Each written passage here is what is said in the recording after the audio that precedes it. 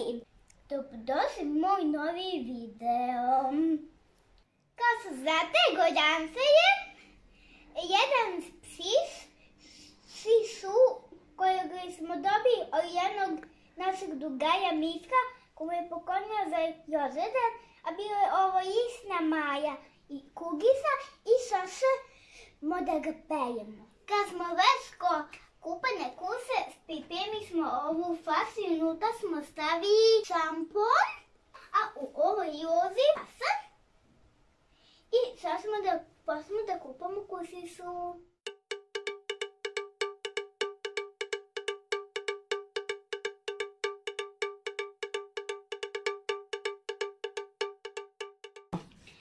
Okupali smo ga i sad ćemo da ga sušimo. Prvo peškirom, a onda fenom.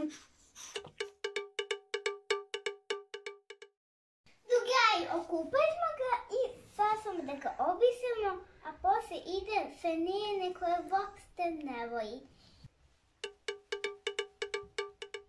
Sad ćemo da ga isfenjamo, a tek onda šašavne.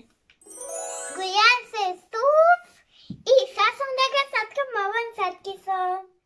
Drugari, imamo ove 3 setkise da bi mu frizura bila lijepa.